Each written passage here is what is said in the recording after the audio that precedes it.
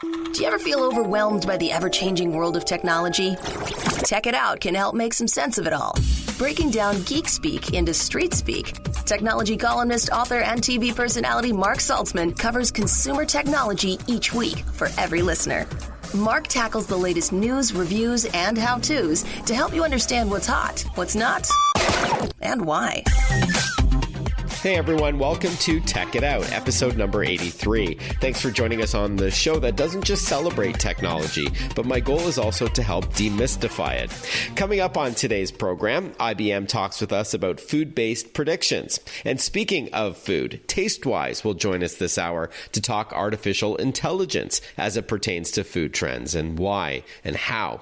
And we're going to learn about the future of cars with integrated thermal imaging cameras when we catch up with Seek Thermal and what that's all about. It's all coming up on today's show. All right, let's kick things off. Within just 5 years, the world's population is expected to top 8 billion people, which, as you might expect, could put some strain on agriculture and food and water production and other resources that are crucial for the planet's sustainability. So bright minds at IBM are focusing on technology to help drive sustainability from seed to table, as they put it, with IBM's 2019 5 and 5 predictions. Joining us on the line to talk about it is Jeffrey Welser, Vice President and Lab Director at IBM Research, as well as Melissa King, world-renowned chef to the stars, a top-shelf finalist and founder of CoLab, an experimental pop-up dinner series. Welcome to the show, Jeffrey and Melissa. Thanks. Hi. Glad to be here. Let's start with you. What is IBM's 5 and 5? Every year, we try and come up with 5 technologies within IBM Research that we think have the potential to impact the world in the next 5 years. So 5 and 5.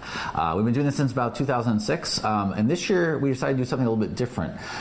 We saw an opportunity to take technologies such as artificial intelligence, the cloud, blockchain, IoT, and really apply them all to something that's important and enjoyable for all of us, which is food. So these are technologies that many of us have heard about or read about, things like blockchain, as you mentioned, and artificial intelligence. But this year's 5 and 5 predictions are all tied to food production and distribution. So what are some of the top level predictions that IBM is anticipating over the next 5 years? Yeah, if we go through the 5, they really go all the way from, as you said, the seed to the table. So at the farmer's field, the increasing amount of data we can get from the IoT sensors combined with satellite imagery data and even advanced weather predictions allows a farmer to really make a digital twin of his farm. And that allows him to really manage it in a way that maximizes the yield from every single acre. And then once that food is produced, it goes through an increasingly complex global food supply chain, where unfortunately there is a lot of waste right now. A lot of spoilage can affect a third to 40% of that food. We think by using blockchain and really tracing that food all the way along the distribution path, we can minimize that waste and spoilage, and also hopefully have a safer food supply chain in the process. Then when it reaches either the shelf or the restaurant, of course, food, safety is of prime importance. Today, the industry is very good about testing for all the bacteria, the bad bacteria they know about. But we think it's going to be important to also test for the good bacteria, the healthy bacteria, the so-called microbiome of the food. That we think by doing that, you can not only get a healthier product, but hopefully also minimize the chances of an outbreak of foodborne illness. And that can extend then into the home as well. We're working on some technology where you could attach an optical sensor onto your cell phone, and with AI behind it, you could actually detect bacteria in the kitchen itself while you're cooking, which would obviously be a great advantage. And then lastly, once you finish eating, all this food comes in packages. A lot of that packaging is plastic, of course. I think most of us these days are pretty good about trying to recycle our plastic, but the reality is you can only recycle plastic a couple of times before it has to be disposed of. We have some technology now where we think we can take that plastic right back down to its base chemical components, so you truly could recycle it over and over and over again. All right, very interesting. Now, Melissa, as a chef, how do you view these 5 and 5 predictions? You know, in addition to being a chef, I do have a science background, and, you know, cooking is a science. I really feel it goes hand in hand together. So it's quite, you know, I find it very fascinating, the research that IBM has been doing to find ways to feed the world in a much safer and sustainable way. And again, it even leads into the home where, nowadays, or we'll basically be at a point where we don't need to worry about how we recycle, and we can just throw all the colored plastics and clear plastics all together in one bin. There's going to be no need for separation. As well as, AI sensors would be like embedded into a cutting board, which could live in your home, and that would be able to detect pathogens or bacterias. So therefore, it would make a much safer, you'd be able to put a much safer meal on the table for your family in the end. Right. So technology to the rescue, from millions of microbes to protect what we eat, to reducing the impact that we're putting on the planet through what we're putting in landfills. And something that I'd love for you to clarify a bit more, Jeff, and that's twinning. So this is a digital double of a farm. Could you elaborate? Is this something that, as the name suggests, a farmer may have access to a simulation maybe on a computer in order to increase like crop yields? And that's exactly right. So a twin would allow a farmer to really observe exactly what's happening in the field on a very fine granularity, which allows them to do things, for example, like this part of the field needs more water, that part doesn't. Actually can minimize the use of pesticides and fertilizers as well, because you would use just what's necessary based on the simulation you're looking at. And the other exciting thing is that you could actually take this and then share it, say with a company that you're going to want to rent a tractor from, or maybe a bank that you're looking to secure a loan from. They could then see how the crop is doing in real time and know that, for example, it's okay to lend you money to get you to the harvest because you've got a good yield coming up. So it really is an amazing technology then. Amazing. Now, Melissa, I can understand the impact on these technologies for restaurateurs to reduce food waste, because at the end of the day, it's also not just bad for the planet, but bad for their wallet, and it's already tough to have a restaurant today and to have it profitable. But I like how you're also talking about the impact of these technologies on the home cook. Maybe you can elaborate a little bit more. I mean, really, do you think we're going to have these cutting boards with sensors in it? Internet of Things revolution, is it really going to get to that? I mean, I think it's fascinating. I do think it can get to that point, and that's what's exciting about this technology. And like everything that Jeff said, this would really improve farming. It would prevent foodborne illnesses. And it'll even make like food packaging like more easily recyclable. So therefore, it'd be like your food would get to the table much quicker. It'd be fresher. It'd probably even taste better. It really just is a full circle. And actually, one of the things we were talking about earlier too, Melissa, was that one of the things we all are worried about a little bit is food fraud too. So is extra virgin olive oil really extra virgin? Did it really come from Italy? The sensors could actually help us decide whether it's really extra virgin. The blockchain traceability can help you decide if it's really coming from Italy. Mm-hmm. So I think it actually adds a sort of layer of not just security and safety, but also letting you know what you're eating. All right. So this technology can help detect authenticity as well as safety. But I think a lot of the listeners out here know that, it's not unusual to hear about food poisoning. It seems like every day we read about problems in the home. So this technology, be it sensors, artificial intelligence, this can all help, in theory, reduce the odds of us getting sick by eating food that we think is fine when it's not. That's correct. In fact, I think I made a comment about testing for the microbiome. So right now we test for all the bad bacteria that we know we're supposed to look for, right? E. coli or Listeria. But the reality is that exactly right. The question is, though, if something gets in that you don't know you're supposed to be testing for, that's when you can actually have a problem. Or you'd like to have a test that can tell you you're about to have a problem with E. coli before E. coli is actually there. We believe by looking at the microbiome, where you're looking at all the bacteria, you can kind of get a baseline for this is what good, healthy bacteria looks like on this particular food. And if one day you test it and it doesn't look like that, it's a different combination, that's some headlights to say there's something potentially wrong here. So the goal is to actually get those headlights before you actually get the outbreak happening. Yeah, very cool. I remember seeing some technology where it was a spectrometer built into a smartphone whereby you point this beam, if you will, this invisible beam towards food, that it can analyze almost the molecules of the food and tell you if it's been spoiled or if there's something off with it. So I don't know if this is utilizing similar technology as a spectrometer. Yeah, actually we experiment with spectrometers as well as just getting the wavelength of the light coming through, say like the olive oil. And really the key is once you get that information, being able to use AI and other statistical means to read the fingerprint there, to understand what it means. I think that's what's really exciting about combining with AI these days. Before we wrap up, Melissa, I'd love to hear a bit bit more about CoLab. This is an experimental pop-up dinner series. Please tell us a bit about it.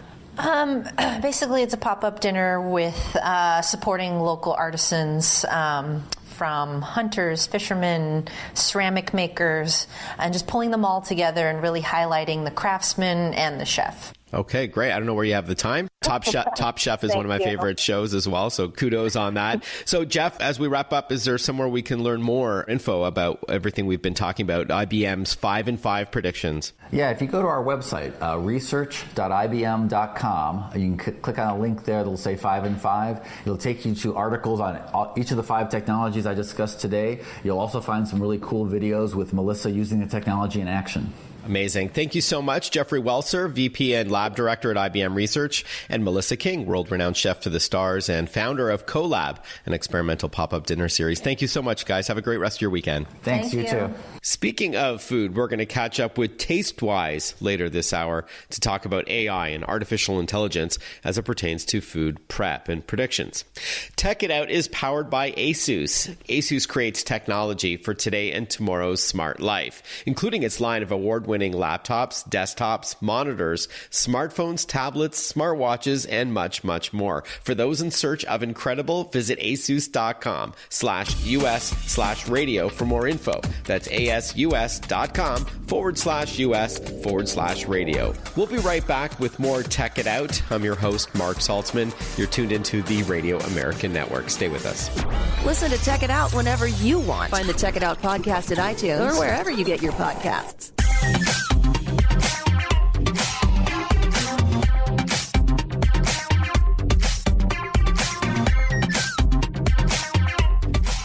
Welcome back to Tech It Out, everyone. It's the middle of February. Hope you've been enjoying the show so far this year.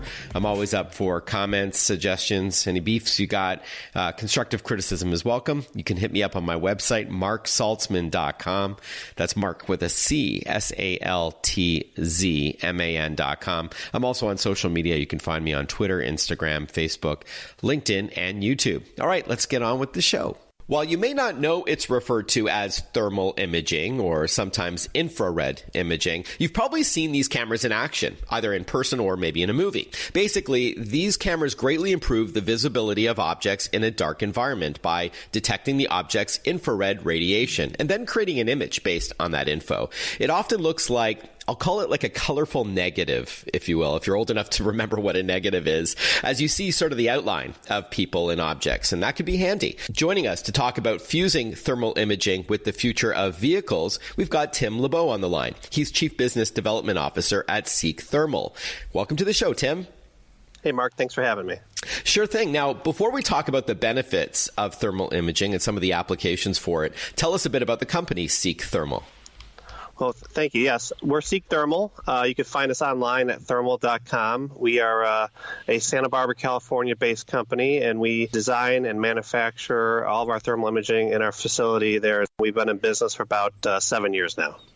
Okay. Maybe we can just start with explaining what thermal imaging is. I did probably not the best job in a short amount of time in my introduction, but let's talk what we're really talking about here and some of the consumer and maybe business-related benefits of thermal imaging. Right. So you did a pretty good job, but it is kind of a complex subject. So everything around you gives off heat. Think of even like ice cubes give off heat.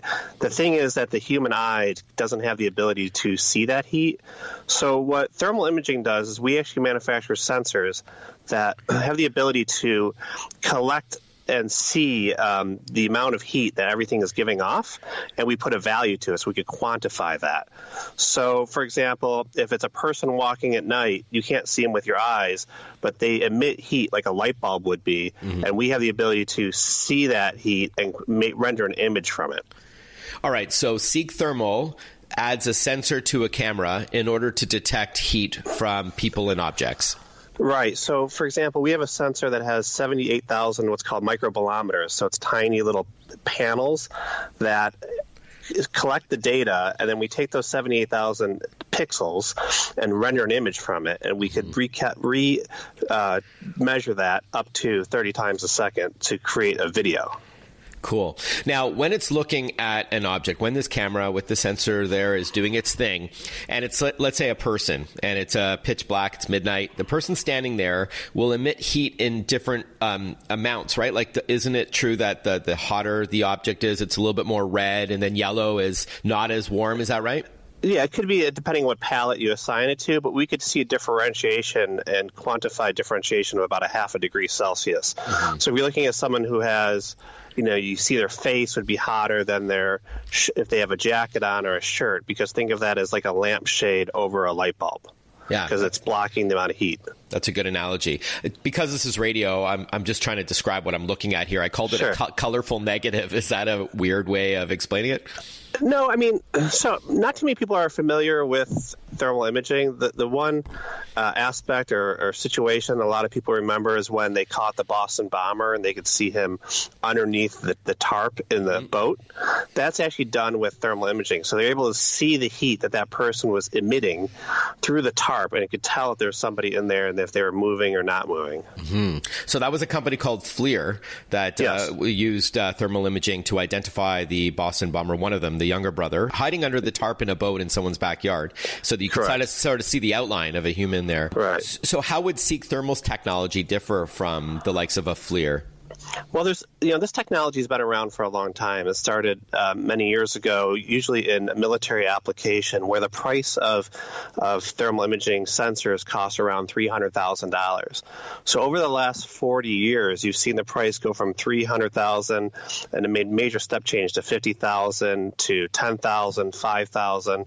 And we started our company several years ago. We came out with the first product that was $250. It was a product that connected to your smartphone. Mm-hmm. That gave very similar resolution to 30 years ago for the $300,000 version, now for under $250. Yeah, awesome. And I know FLIR had a couple of those things that cameras that also snapped into the bottom of an iPhone or an Android device, and some smartphones like the Cat S61 has that technology. And so we're talking about the same thing, but Seek Thermal has a variety of applications and products, including Internet of Things devices. And in a moment, I want to talk to you a lot about automotive tech. So let's talk about IoT, Internet of Things devices. So you see a lot of applications here that go beyond just a smartphone. Right. So, the ability to see heat and create data is a very important thing. There's so many things in and around you that if you see heat, it could be an indicator that there's something wrong. Think of electric motors or electrical transmission wires. If there's something starts to get hot, or the temperature starts to go up, it's an indicator that there's going to be potential either bearings being wearing down or gears out of oil or something like that. Or think of a transformer. Mm-hmm. When there's too much electricity coming through, it's about to blow up. Thermal imaging could actually see that and to set off an alarm before either a motor seizes or a transformer explodes. Don't go anywhere, because when we return on Tech It Out, we're going to continue our chat with Seek Thermal about integrating thermal imaging cameras into vehicles, and it may be coming sooner than you think. And don't forget the last interview on today's program. We're going to circle back and talk more about food and technology, something we all like. Well, both of those, I hope. We'll be right back on Tech It Out. Stay with us. Want to follow Mark? Google him. Mark with a C and Saltzman with a Z.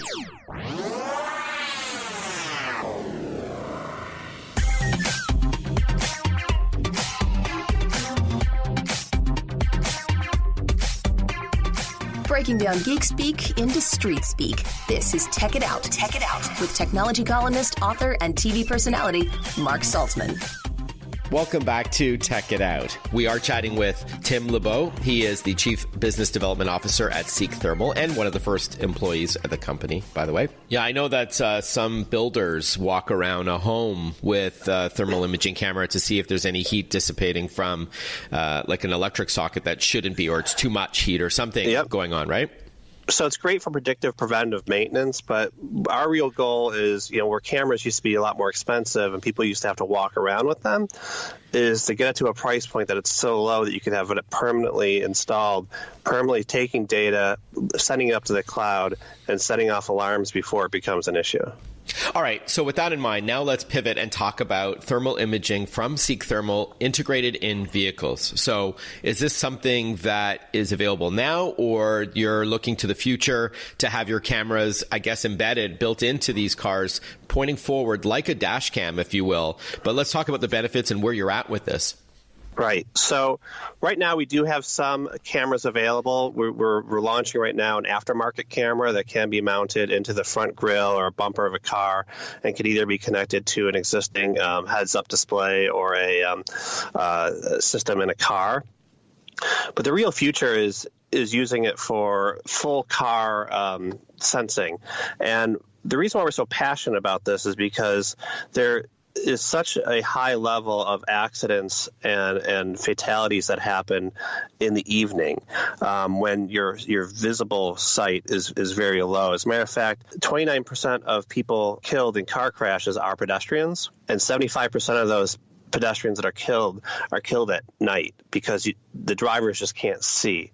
So with thermal imaging, there's several different applications. The first one is the one you mentioned, that down the road, is there something or someone in front of me that I can't see? Pedestrians, cars, but even animals, for example, is a great indicator. Then you could see them, and you could either be notified it, or it could tell the computer if there's somebody there, and it could, avoid that accident. It's really good as far as other technologies. Like a LiDAR will tell you something that's there, but a LiDAR can't tell you is that a 5-year-old or a fire hydrant, where thermal imaging could identify the difference between those two. The other big application is in and around the car. So think of as you're turning, a wide field of view sensor coming out of your mirrors that says, is there somebody in the crosswalk? Is there somebody jogging down the street? Is there a person on a bicycle that you just can't see with your eyes when you're driving at night? Another one is backup cameras. You don't want to back up into somebody, especially in a parking lot where it's very dangerous. And another application is inside the car. We could use thermal imaging to determine, is the driver starting to fall asleep? Are they, paying attention to the road? Are they drowsy? Things of that nature. But the other thing I want to make sure that your listeners understand is that thermal imaging is not just for night. It works great at night, and you could easily demonstrate it at night because your eyes can't see. But our sensors work the same no matter what the ambient light. Ambient light doesn't have an effect on thermal imaging. So if there's like a bright light shining on the thermal sensor, it doesn't see that light. It only sees the heat that's around that. So if there's a person walking and there's a light that would blind you, like someone's driving down the street with bright lights, you can still see the people or the animals in front of the car. Interesting. From what I read, Tim, so I thought that your focus was primarily on self-driving or fully autonomous vehicles, but it sounds like it can also be a great tool and aid for those who are driving the car as well. Sure. Well, I mean, autonomous driving or fully autonomous driving, level 5 driving is kind of I call it the man on the moon statement. If you could get a car drive fully autonomous, then you could take those technologies and waterfall them down into other cars to increase safety and both for the drivers and the pedestrians. So, the technology we're working on will enable full autonomous driving, but the really awesome part about it is it also will allow cars that are not fully autonomous technology assistance to prevent accidents and crashes and injuries and fatalities. Are you suggesting that thermal imaging tech could be augmenting LiDAR or replacing it? No, it'd be augmenting. So the way we look at it is, the humans have 5 senses that we think that vehicles probably need 5 senses as well. So you're talking, visible cameras, ultrasound, radar, LiDAR, and thermal, all working together to get to give the data to the vehicle, to the driver, to the car's computer that really will give the most accurate information of what's going on to enable the highest level of safety on the road. And you were telling me, Tim, that this isn't like 2025 or 2030, but within a couple of years, I think you said 2021, we could be seeing this kind of technology implemented in vehicles, and not just the higher end ones, but also entry level and mid-priced cars as well, which is very exciting. And if you're able to bring those costs down to to, like what you were saying, a couple $100 rather than several thousand or tens of thousands of dollars, then it might be a no-brainer for car companies going forward to integrate this kind of technology if it means safer for the driver as well as pedestrians. So, and other drivers on the road too, because it can also detect another vehicle, like the heat coming out of the exhaust would be an example, right? You can see the entire vehicle. So, in pitch black lighting conditions, it can see and identify where other vehicles are as well. Okay. All right, Tim. So where could our listeners learn more about Seek Thermal and your automotive work as well? Right. So the best way to do is go to thermal.com. There is a drop down. It says automotive, where we have some video showing visible and thermal. We also have a video on there where we went out to Tempe, Arizona, and recreated the Uber accident that happened. March of 2018. Yeah. It really be able to shows you, wow, look at all the things you could see in thermal that you just can't see with the human eye. All right, so it's thermal.com. Tim LeBeau, thank you very much for your time. It sounds fascinating. Appreciate it. All right, thank you, Mark. And if you're a regular listener to Tech It Out, you may recall that last week, I believe it was, or maybe it was a week earlier, but I think it was last week, we spoke with Cat Phones. These are the people that are licensing the name Caterpillar from, of course, those sort of industrial commercial machines. And they are using them to make ruggedized smartphones with a thermal imaging camera built in. Pretty cool stuff. So certainly a trend. And as we hear from Seek Thermal, this could be transcending into the automotive sector as well. Cool stuff. When we return after this short break, we're going to talk with Tastewise about AI and food. We first spoke with IBM. We're going to circle back and chat about food and technology. But first, a shout out to my sponsor. This program is powered by ASUS, creating technology for today and tomorrow's smart life. Visit asus.com/US/radio for more info on their awesome products, including their ZenBook computers and the Republic of Gamers, or ROG line of PCs as well, and related accessories. We'll be right back with more Tech It Out when we chat with Tastewise. We'll be back shortly. Don't touch that dial. Stay with us. Breaking down geek speak into street speak. Tech It Out, hosted by Mark Saltzman.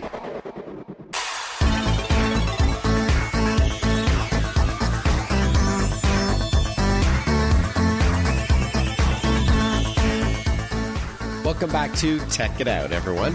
Question for you. What does artificial intelligence have to do with food? Well, you might not think that there's a connection, but food tech startup Tastewise is officially launching a new platform that predicts food trends. What info does this technology dish up? Well, joining us on the line to chat is Alon Chen. He is the CEO and founder of Tastewise. Welcome to the show, Alon. Hey, Mark. Good to hear from you. So before we talk about this new AI or artificial intelligence-based platform that Tastewise is launching, tell us about the company Tastewise. What are you guys all about? Yeah, so actually the interesting story about Tastewise is where it started. And the idea for Tastewise actually started from my family's WhatsApp group. My mom is an amazing cook, and she loves cooking for us for the Shabbat dinner every Friday. And what I found out is that every week she's asking all of us, the same people, if our dietary requirements has changed in the past week. And surprisingly, and unfortunately for her, we are all changing our diets constantly, and we're still changing our diets constantly. And so even our more, most traditional cookings and dishes are now changing because of our dietary requirements. So as to myself, sometimes I'm trying to be vegan, but sometimes I have the slips and I crave for the meat. And so it is changing pretty much on a weekly basis. And so I thought to myself, if this is happening in my small family, it must have been, a bigger, broader phenomena. And so my co-founder, Eyal, and myself, we've started really talking to executives in the food industry. And we were trying to understand what is the biggest challenge and what does this, constantly changing diets and what we call, how does the hyper culinary conscious of today's consumers is impacting the industry. And this is like in a very short nutshell how Tastewise came about. Okay, so it's said that good technology solves a problem. So your trying to tackle the issue of changing tastes with the general public when it comes to food consumption. Is that right? That's correct. But today's consumers, they care about the taste, but they also care about the source of the food. Is it sustainable? Has it been sustainably grown? Was there fair trade when they bought the ingredients and products? So the consumers of today are really taking into considerations so much more than the taste, and that's why we're calling it culinary consciousness. It is so many parameters and factors that a consumer today is taking before they buy a product or order a dish in a restaurant. And this is something we're trying to solve mostly by reflecting and trying to predict what is it that people really care for today and what is it that they will care for and crave for in the future. All right. So with that in mind, how are you leveraging AI or artificial intelligence to predict trends in food consumption? Is it through photos? Is it through Google search words that people are using online, recipes, and so on? Yeah. So we have trained our platform to constantly crawl the internet for any food-related data, everything from menus. Restaurants, are publishing their menus online. So today we have more than 150,000 restaurant menus in our system. And when I say, in our system, we have to remember that it takes a lot of very advanced technology, and I'll give you an example of what it means. So when we read a menu, right, when we see a burger written down, we know that the burger is also a hamburger. And a hamburger might also be a slider and might also be a cheeseburger. So we train our algorithm to really be able to understand the semantics of the different ways of describing a dish or an ingredient, and then aggregate it all into one platform that will be very easy to query. Another data set that we have in our system, and you mentioned as well, is recipes. So as far as we're aware, Tastewise is today the first company that does recipe analytics, or as we call it, home cooking analytics. So we're monitoring more than 1 million recipes that, this number is constantly growing for more and more recipes that the amateur and the professionals cooks are writing to all of us and are sharing it in the internet. But what's more interesting than the 1 million recipes is which recipes are currently being used to prepare a dish, and has something changed in the consumer's attitude and in their preferences when they're cooking something. And I'll give you an example. So let's say there are 500 recipes to make hummus on the internet in the English language today. But what's more interesting is not that there are 500 recipes. What's more interesting is that the vast majority of the recipes that people are using today when they're entering their kitchen and using and reading a recipe, these are recipes that include tahini, which is a crushed sesame that makes the hummus way more creamy and full with nutrients like iron. So being able to look at the recipes but also understand what are the trending recipes per dish or per ingredient, this is the key element of our platform. When we return after this short break, we're going to hear what massive client Tastewise has. They have a few different clients on board, but this one is a huge international hotel chain that is utilizing their technology. We're going to learn how they're using it, why they're using it, and some examples of the information they can glean from Tastewise and its predictive AI platform, looking at media about food on the internet and predicting what people want. So really cool stuff. We'll continue our chat with Alan Chen in a few moments from now. But again, the company's called Tastewise. And if you've been enjoying this show, maybe you're hearing it on your local radio station, thank you. And if you think your friends, family, and coworkers would like the program, they can always listen to the podcast on demand. You can download, stream, or even subscribe to Tech It Out on your favorite podcast platform, whether it's iTunes or Blog Talk or TuneIn Radio, Spreaker, Stitcher, Spotify, and so on. So thank you for that. We'll be back shortly. Stay with us. Follow Mark Saltzman on Facebook, on Twitter, on Instagram. Listen to Tech It Out whenever you want.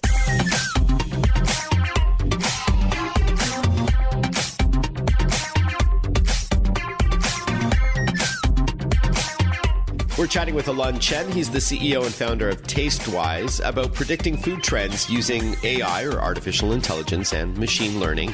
Chen, by the way, is a former Google marketing executive who founded and ran the Google Partners program in 27 markets. And he also led Google's relationship with the World Economic Forum. So lots of experience in the tech space now as CEO and founder of Tastewise. And I understand that your technology can also analyze pictures. Like, when somebody takes a photo of their meal and uploads it to Instagram. Is that right? So we're also looking at the social conversation, everything from Instagram, but also restaurant review sites, and we're looking at aggregate data to be able to understand combinations and pairings. And I'll give you an example. So let's say you're a restaurant chef for a pizzeria in New York. So if you search in our platform, Tastewise, you search for pizza. And you just do pizza in a search box like you do in any other search engine. And you will see that the most popular ingredient or condiment being added to pizza today in New York is actually Nutella. So people are going crazy after the dessert pizza with Nutella.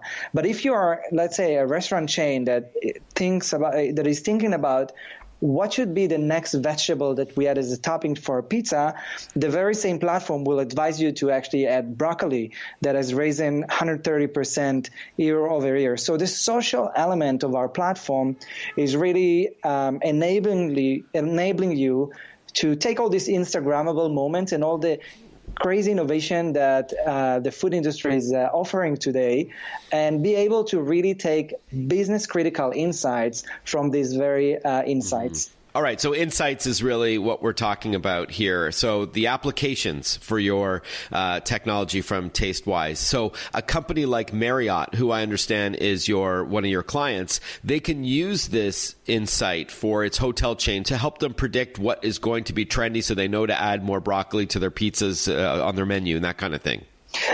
Even a step beyond, because the pizza, might be a tactical and ongoing matter, but even when you're thinking about your hotel chain, or you're opening up a new hotel and you have your restaurant space, and you really have to think hard and strong before you start designing the restaurant on whether it should be maybe a cocktail bar, or should it be an Asian restaurant? And if Asian, should you really go for Chinese or Thai? And these are critical moments in the time of a business that before you open up the restaurant, before you decide on what kind of equipment you're going to be needing to buy for there, or the decoration, or even all the way down to the procurement of ingredients, you really have to think strong and hard. And Mark, you're talking a lot about technology, and it's important moment, to mention that data and analytics can really help transform your business, even if you're a food business. So data and analytics are really critical for you before you open up a restaurant, which is a huge investment. And we're there to help the entrepreneurs in the early days, but also the larger companies to make the right decisions and really we call it add data to your dish. I like that. So for those listening, Alon, as we wrap up, how do they get going? How do they utilize your technology? You said it's not just for the big multi-billion-dollar companies like Marriott, but a smaller entrepreneur or a startup can also leverage your Tastewise platform. Yes, Mark. So we really made it a point to make sure that our platform is affordable and is also in a freemium model. So you can try it for free and you get a lot of the data. Even after the first 30 days, you still have access to data. So if you're a restaurant owner, if you're a chef, if you are a brand manager at a large food brand, you can just log into Tastewise and give it a go and see how data can really transform your business.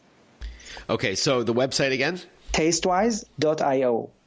Tastewise.io. Alon, thank you very much for your time. I hope you have a great rest of your weekend. Thank you, Mark. Thanks, everybody.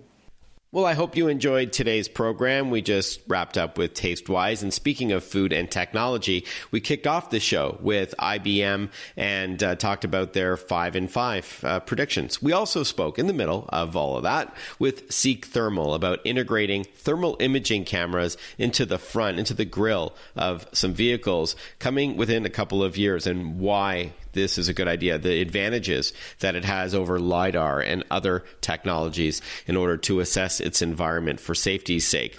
I want to thank my sponsor. This is a program that is built upon their partnership, so thank you so much. Tech It Out is brought to you by ASUS, creating technology for today and tomorrow's smart life.